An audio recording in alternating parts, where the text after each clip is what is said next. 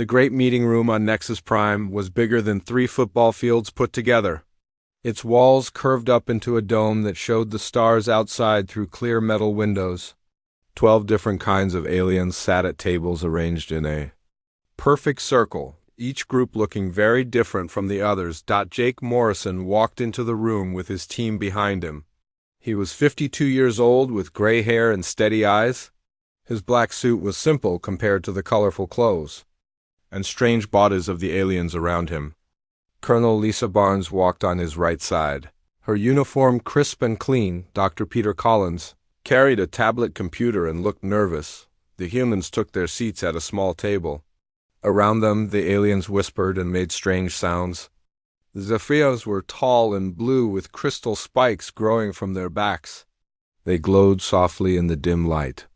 The bug-like hive people clicked their sharp teeth and moved their forearms constantly. The ethereals looked like colored smoke floating in glass containers. Consul Veltar stood up from the Zephyrian table. He was nearly 8 feet tall, and his crystal spikes pulsed with blue light. When he spoke, his voice came through speakers that changed his words into English. "We gathered today because of a serious problem," Veltar said. His voice echoed in the huge room. "The humans have spread across 17 star systems in only 50 years. This is faster than any species in galactic history." Jake Morrison sat quietly and listened. He had been Earth's main ambassador for 10 years. He had seen these aliens argue about humans before, but today felt different. Today felt dangerous. "Look at what they have done," Veltar continued. He waved his long arm and pictures appeared in the air above the center of the room. 17 worlds now have human cities. They build factories and space stations everywhere. They have over 300 military ships. The pictures showed human colonies on different planets. New Dallas with its bright silver buildings under an orange sun. Port Liberty with its huge space docks floating in orbit. Gardens. Valley where Earth crops grew in alien soil. Each picture showed millions of humans living and working far from their home planet. "They refuse to follow our rules," said Queen Zixara, the leader of the hive people. Her voice sounded like breaking glass. "They will not accept our guidance. They act like they own the galaxy." "They are too aggressive," agreed Floating Wind of Sorrow, speaking for the ethereals. The gas creature's voice sounded like wind through trees. "They take what they want without asking permission." Morrison felt his jaw tighten. He had heard these complaints many times. The aliens called humans aggressive because they worked hard and built things quickly. They called humans dangerous because they would not bow down to alien authority. Dr. Collins leaned over and whispered, "Sir, they're building up to something big?" "This isn't a normal complaint session." Colonel Barnes nodded slightly. She had been watching the alien body language and military advisors. "They're scared, sir, really scared." Veltar raised his hand for silence. "We have prepared a solution. The containment protocols will control the human expansion problem once and for all." New pictures appeared in the air. These showed maps of human space with red lines drawn around it. Humans will be limited to their current 17 systems. They cannot expand beyond these boundaries.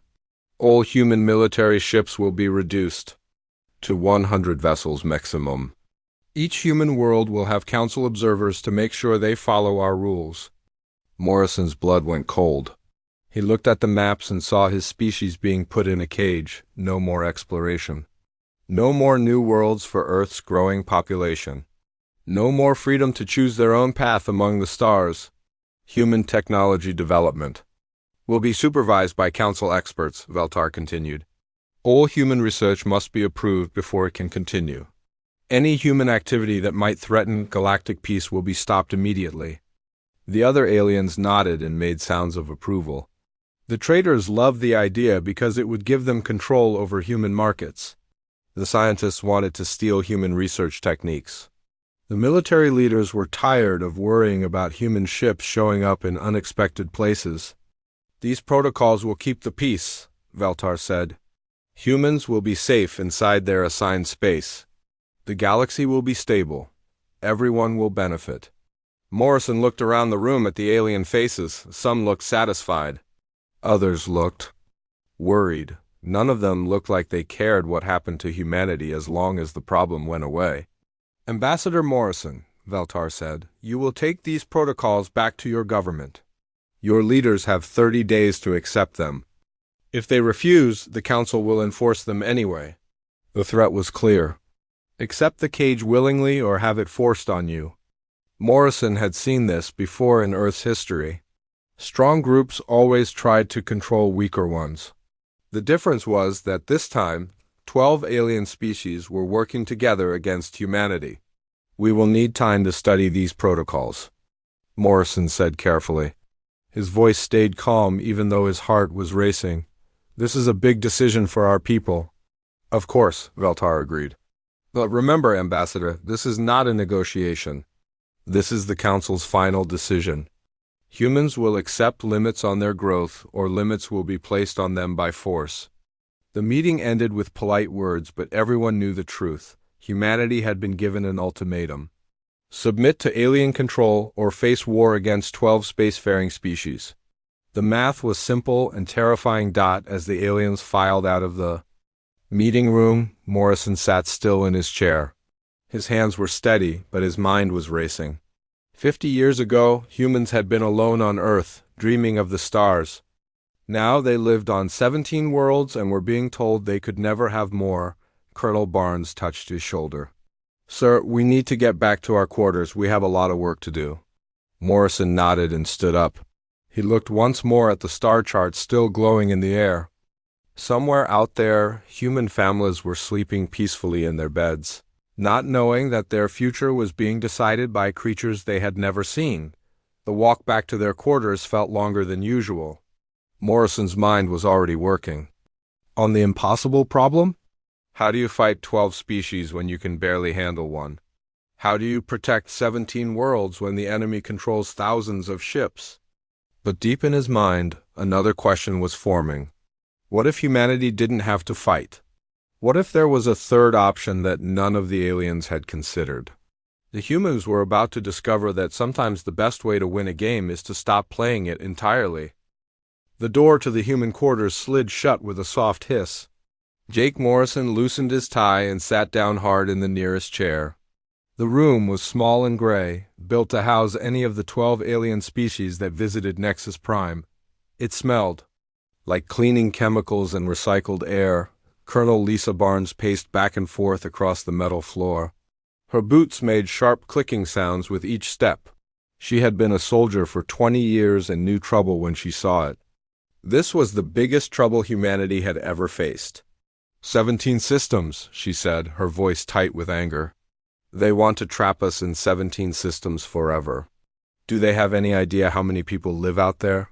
Dr. Peter Collins sat at the small table with his tablet computer open. Numbers and charts filled the screen as he worked through the math. 43 million people on New Dallas alone, he said quietly. 28 million on Port Liberty. 15 million on Gardens Valley.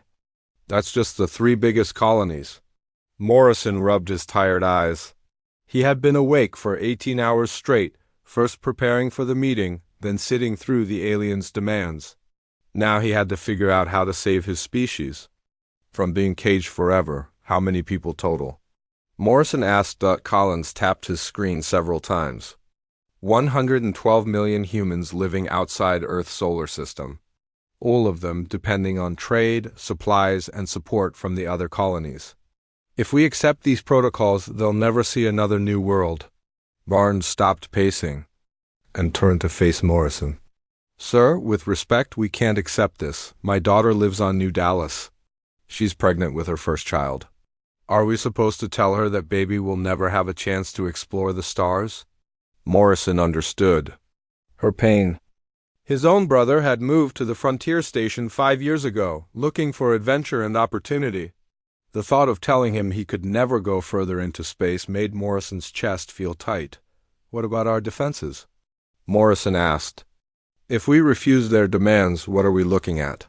Barnes sat down and pulled out her own tablet.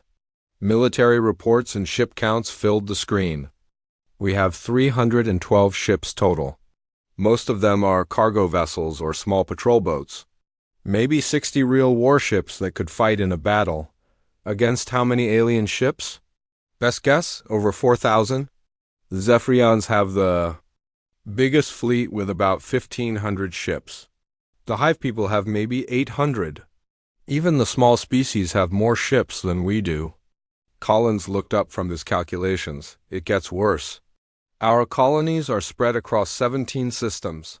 We can't defend them all at once. They could hit 3 or 4 colonies while our fleet is protecting the others.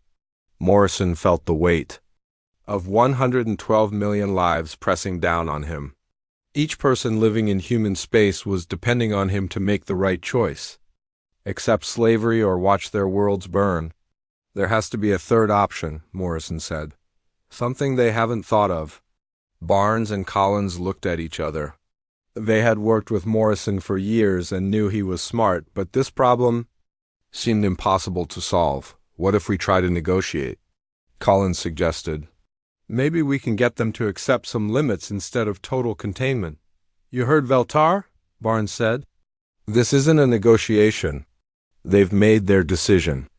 We either accept it or they force it on us. Morrison stood up and walked to the small window. Outside, he could see the stars scattered across the black sky like tiny diamonds. Somewhere out there, human families were eating dinner and helping their children with homework. They had no idea that their future was being decided in this gray room. What if we could make the cost too high? Morrison asked. What if fighting us would hurt them more than letting us go? Sir, even if we won somehow, we'd lose most of our colonies, Barnes said. Millions of people would die. The aliens have too many ships and too much firepower. Morrison turned away from the window. A crazy idea was forming in his mind, but it was so dangerous he wasn't sure he could even say it out loud. What if we didn't fight them? He asked quietly. Collins frowned. Sir, if we don't fight, they'll just impose their protocols anyway. We'll be trapped. No, Morrison said, his voice getting stronger. What if we didn't fight them because we weren't there to fight? Barnes and Collins stared at him. They could see something changing in Morrison's face, a look they had never seen before. What are you thinking, sir? Barnes asked. Morrison walked back to his chair and sat down. What if we left? What if we just picked up and walked away from the whole galaxy? Sir, that's impossible, Collins said.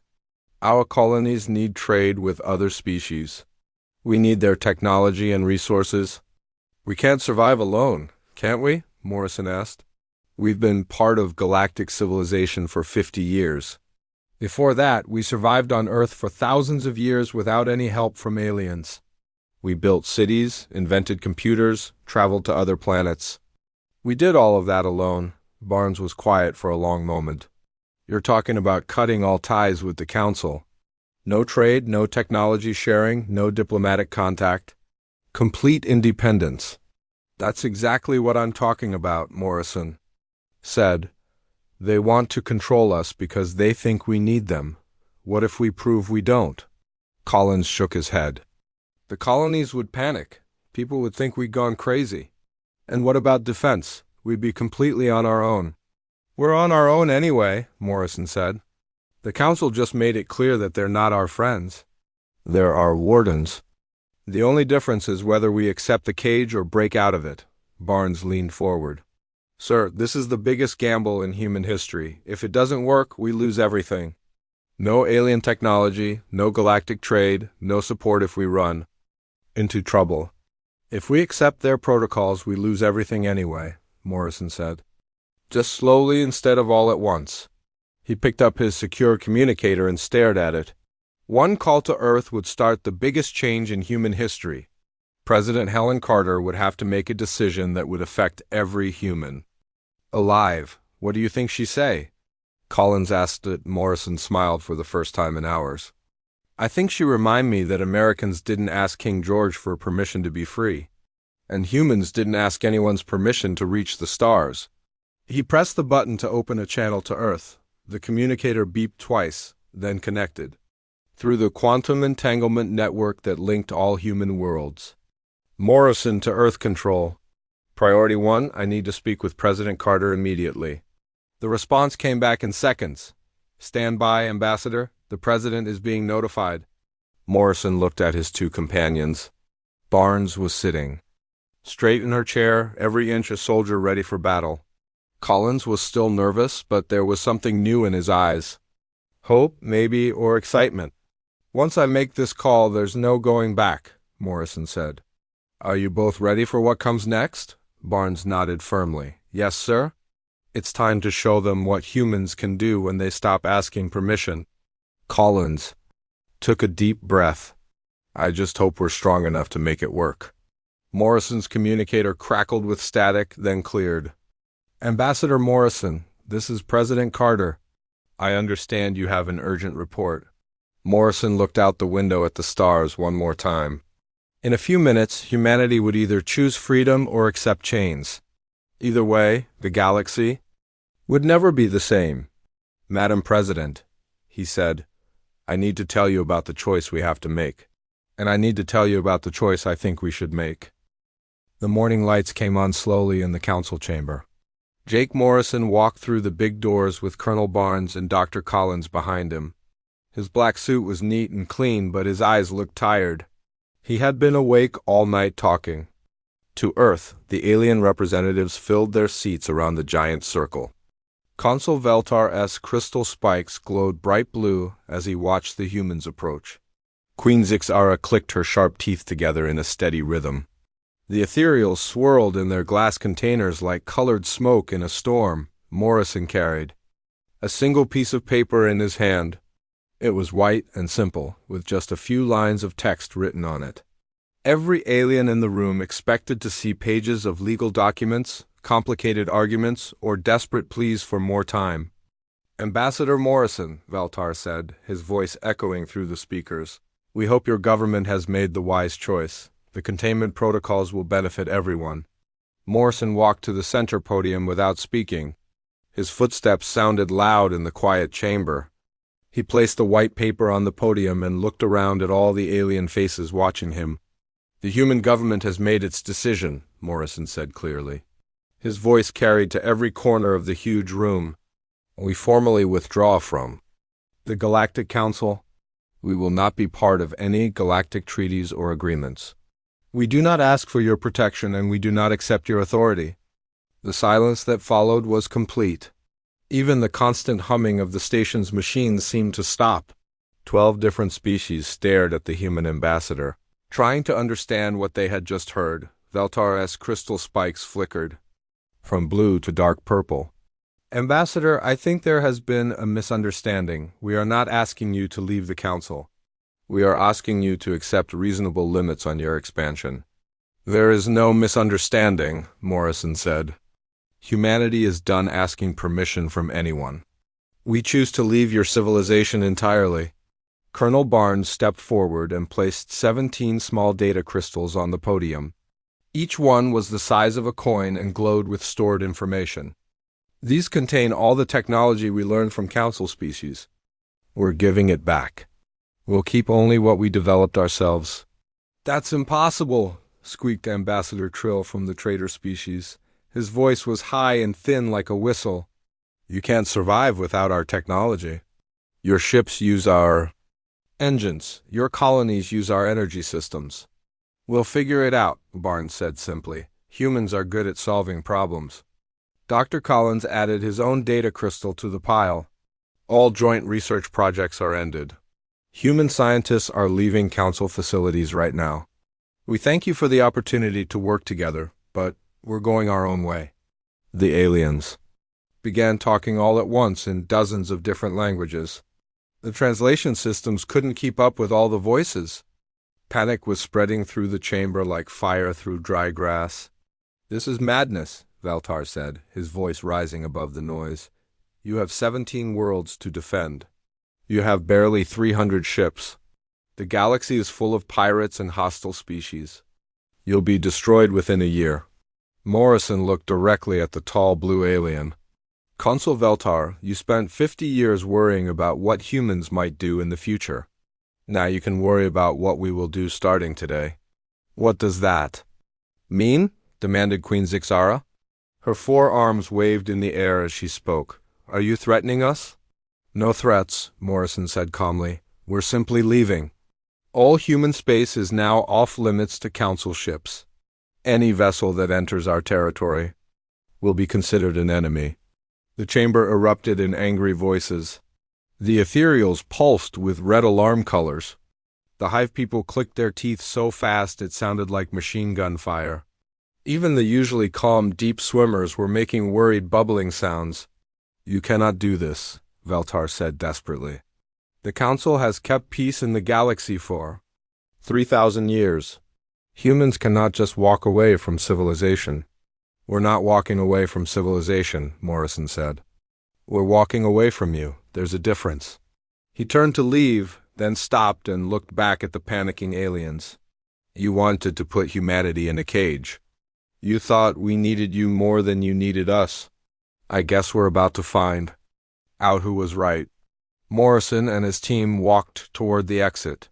Behind them, the alien representatives shouted questions and demands. Some begged them to reconsider. Others threatened consequences. A few just sat in stunned silence. Ambassador Morrison, Valtar called out as the humans reached the door. You're making a terrible mistake. The galaxy is dangerous. Humans are not ready to stand alone. Morrison paused with his hand on the door control. Consul, humans have been standing alone since we first looked up at the stars. We've just forgotten that for the last 50 years. Thanks for reminding us. The door slid shut behind the departing humans. In the chamber, 12 species tried to understand what had just happened. They had offered humanity a choice between submission and war. Instead, humans had chosen something none of them had imagined: complete independence outside the chamber. Morrison and his team walked quickly toward the docking bay where their ship waited. Station security guards watched them carefully, but didn't interfere. Word was already spreading through Nexus Prime that the humans were leaving. Sir, Colonel Barnes said as they walked, every human ship in the galaxy just received the withdrawal order. They're breaking contact with alien vessels and heading home. Good, Morrison said. How long before we're clear of Council space? 6 hours for most ships. 12 hours for the farthest colonies. Everyone should be inside human territory by tomorrow. Dr. Collins checked his tablet. Sir, we're getting reports from the colonies. Some people are scared. They're asking what happens next. Morrison stopped walking and turned to his companions. What happens next is that we prove something. We prove that humans don't need anyone's permission to reach for the stars. We prove that freedom is worth any risk. And if we're wrong, Collins asked quietly, then we'll fail as free people instead of succeeding as slaves, Morrison said. I can live with that choice. They reached the docking bay where their ship waited. The small vessel looked tiny compared to the massive alien ships docked nearby. But it was human-built and human-controlled. And that was enough. As they boarded their ship, Morrison looked back at Nexus Prime one last time. The huge station spun slowly in space, home to dozens of alien species and thousands of years of galactic civilization. For 50 years, humans had been part of that civilization. Now they were walking away from it all. The ship's engines hummed to life. Within minutes, they were flying through space toward the edge of Council territory. Behind them, the aliens were probably still arguing about what to do next. Morrison settled into his seat and closed his eyes. In a few hours, he would be back in human space. Tomorrow, the real work would begin. Humanity would have to learn how to survive alone in a galaxy full of unknowns, but for the first time in 3 days, Morrison felt something he hadn't expected to feel again. He felt hope. The aliens had tried to cage humanity. Instead, they had set them free. 6 months had passed since the humans walked away from the Council. Consul Veltar stood in his office on Nexus Prime, looking at reports that made his crystal spikes dim with worry. The papers scattered across his desk told a story he had never expected to read. Trade routes that had run through human space for decades were now closed. Ships that used to stop at human colonies for fuel and supplies had to find new paths across the galaxy. Some routes took twice as long now. Others were impossible to complete safely. The Trader Guild is losing millions of credits every week, his assistant reported. The younger Zephyrian's spikes flickered nervously as he spoke. They want the Council to force the humans to reopen their borders. Veltar picked up another report. This one came from the Science Consortium. 12 major research projects have failed without human participants. The humans were working on problems that our best minds couldn't solve. He had read this report 3 times already, but it still surprised him. Humans had a strange way of thinking about science. They tried things that seemed impossible and sometimes made them work. Without human researchers, many projects had simply stopped moving forward. What about the frontier zones? Veltar asked. His assistant's spikes went completely dark. That's the worst news, sir. Pirate attacks have increased by 40%. 3 colony ships have been destroyed in the last month. The humans used to patrol those areas and keep them safe. Veltar walked to his window and looked out at the stars. Somewhere in that darkness, humanity was building something new. Every day of silence made them more mysterious and potentially more dangerous. On the other side of the galaxy, Captain Roy Jensen stood on the bridge of Defense Platform 7. The massive station floated at the edge of the new Texas system, watching for any ships that might threaten human space. His crew of 30 worked quietly at their stations, monitoring sensors that reached deep into Council territory. Contact on the long-range scanners, reported Lieutenant Amy Parker. She was young and had never seen aliens before the withdrawal. To her, the Council ships were just dots on a screen. Zephyrian vessel, probably a scout ship. It's staying just outside our territory, Jensen nodded. Mark it and track it. Don't let it get too close. This was the 15th alien ship they had detected in the past month. None of them crossed into human space, but they all seemed to be watching and waiting. Jensen wondered what they were looking for. Sir, Parker said, the ship is sending a message. They want to talk. Tell them we're not interested, Jensen said. Humans don't talk to the Council anymore. On New Dallas, Governor Linda Patterson walked through the new factory complex outside the capital city. The buildings were ugly compared to the beautiful alien structures they used to import, but they worked. More importantly, they were built by human hands using human designs. Production is up 20% this month, her chief engineer reported. Tony Williams was covered in grease and looked tired, but he was smiling.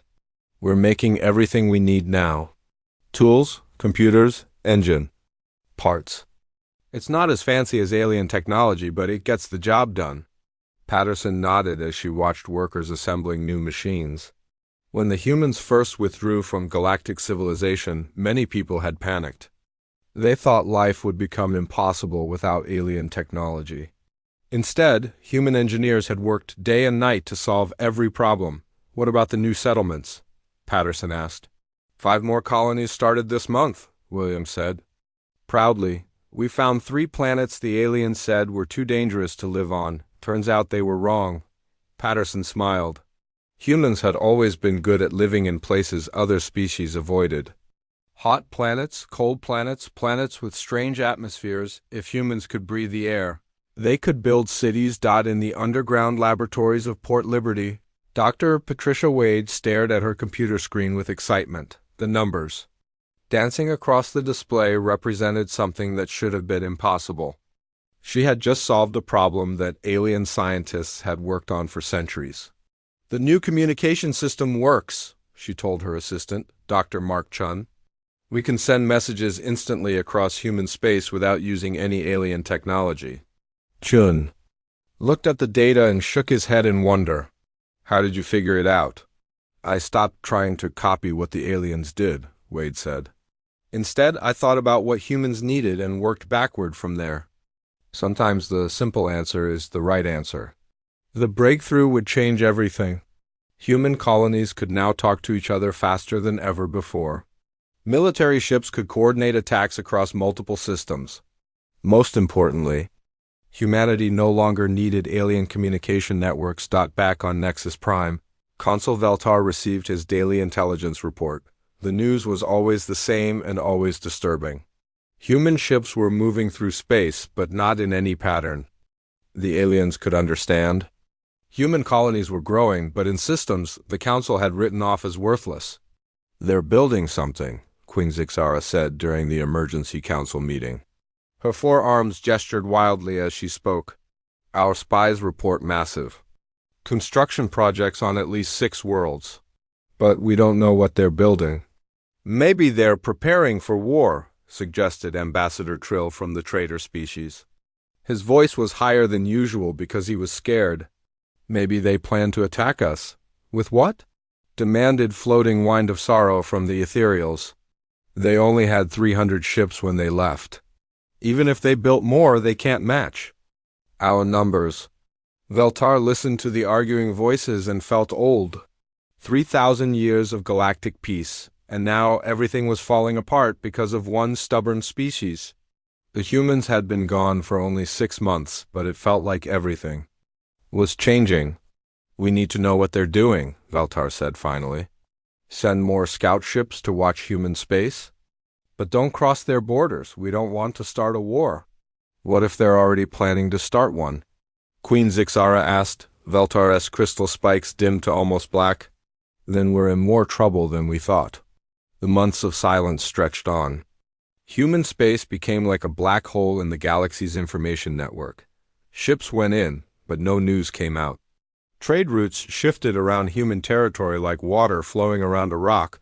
The Council tried to contact human colonies directly, but got no answers.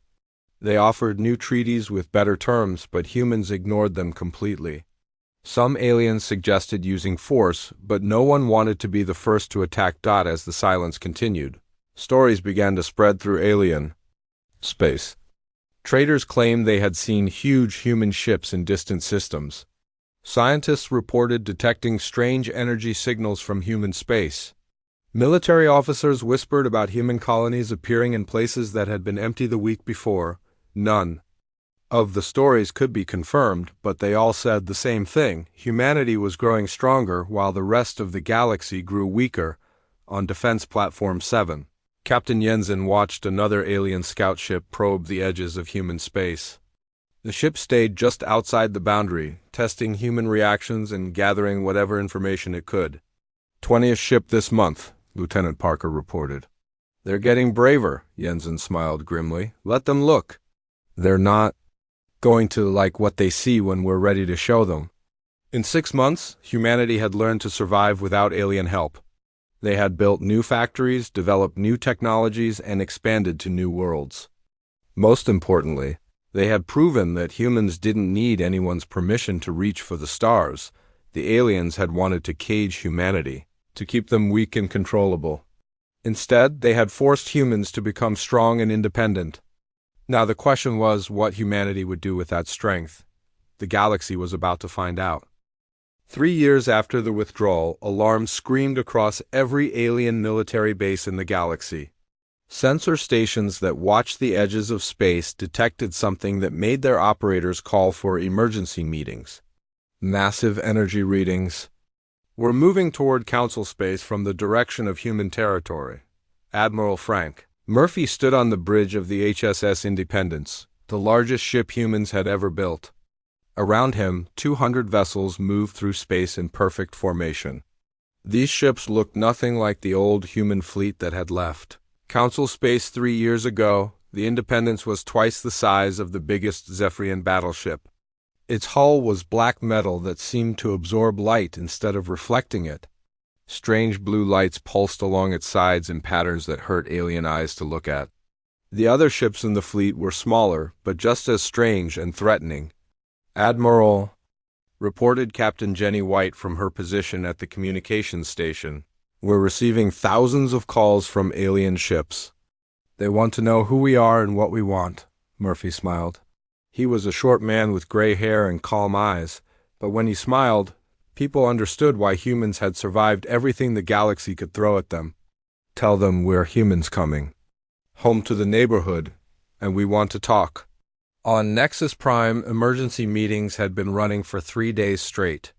Consul Veltar looked older than his 800 years as he studied the reports flooding in from across Council space. His crystal spikes flickered weakly as his exhausted mind tried to process the impossible. The energy readings don't match anything in our databases, reported Chief Scientist Kikan. Their ships use power sources we've never seen before. Some of our sensors can't even detect them properly. Queen Zixara's forearms trembled as she spoke. Our military experts estimate the human fleet could destroy any single council fleet. Maybe even two fleets working together. How is that possible? Demanded Ambassador Trill, his high voice cracked with fear. They only had 300 weak ships when they left. Now they have warships that make our best vessels look like toys. Veltar knew the answer, but saying it out loud made his stomach hurt. They spent 3 years building while we spent 3 years arguing. We worried about what humans might do. They actually did it. The human fleet stopped at the edge of council space and sent a single message. Ambassador Jake Morrison wanted to address the Galactic Council. Not as a member asking for permission, but as the representative of an independent nation demanding respect. Morrison walked into the council chamber wearing a new uniform. It was still black but had silver stars on the shoulders and a small Earth flag on the chest. Behind him walked Admiral Murphy, Dr. Diana Ross, and Trade Representative Kevin White. These were humans who had spent 3 years building a civilization without asking anyone's permission. The alien representatives stared at the humans with mixtures of fear and fascination. Morrison looked older but stronger. His eyes held a confidence that made several aliens uncomfortable. This was not the same man who had pleaded for his species 3 years ago. Honored members of the Galactic Council, Morrison said, his voice carrying easily through the huge chamber. Humanity returns to galactic affairs, but not as we left. Veltar's crystal spikes pulsed nervously. Ambassador Morrison, we are pleased to see you again. Perhaps we can discuss new agreements that benefit everyone. There will be new agreements, Morrison said calmly, but humanity will negotiate them as equals, not as subjects. We've proven we don't need your protection or guidance to survive and grow. Admiral Murphy stepped forward and activated a holographic display. Star maps filled the air above the center podium, showing human space as it existed now. 31 systems glowed with human activity. Some were planets the aliens had declared impossible to live on. Humanity now controls 31 star systems. Murphy said in the flat voice of a man stating facts. Our fleet consists of 500 warships and over 1,000 support vessels. Our colonies house 150 million people. And the numbers hit the alien representatives like physical blows. 31 systems, 500 warships. In 3 years, humanity had nearly doubled their territory and built a fleet that could challenge the entire council. Dr. Ross activated another display. Human technology has advanced in ways that would surprise you. We've solved problems you considered impossible. We've built machines you said couldn't work. We did it all without your help. Impossible, whispered Chief Scientist Keegan. No species develops that quickly. It violates all known patterns. Humans don't follow your patterns, Morrison said with a slight smile. We never have. That's what you were afraid of 3 years ago, and it's what you should respect today. Trade Representative White stepped forward with a data crystal in his hand. Humanity offers new trade agreements with any species that wants them. But we trade as partners, not as junior members following your rules. What if we refuse? Queen Zixara asked, her voice smaller than usual. Morrison's smile disappeared. Then you refuse. Humanity doesn't need your permission to exist anymore. We'll trade with species that want to trade with us. We'll defend ourselves against anyone who threatens us. We'll explore new systems whether you approve or not. The chamber fell silent as the implications sank in. For 3,000 years, the Council had controlled galactic civilization by making species dependent on each other. Now humanity had broken free from that system and proven they could survive alone. You're forcing us to change everything, Veltar said quietly. We're not forcing you to do anything, Morrison replied. We're simply showing you what free people can accomplish when they stop asking permission to be free. Admiral Murphy added more displays to the hologram. These are our current territorial claims. Ships are welcome to pass through human space if they follow our laws. Pirates and hostile vessels will be destroyed. Council observers are not welcome. on human worlds. And if we tried to impose the old containment protocols by force? Asked Queen Zixara. Murphy's calm expression didn't change. Then you would learn why it's dangerous to threaten a species that has nothing left to lose. The negotiations that followed lasted for 6 months. When they ended, the Galactic Council had its first truly independent member species.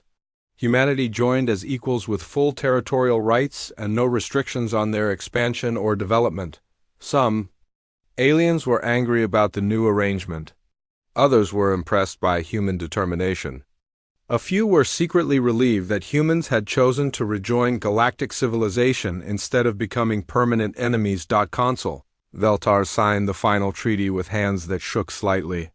3 years ago, he had tried to cage humanity to make them safe and controllable.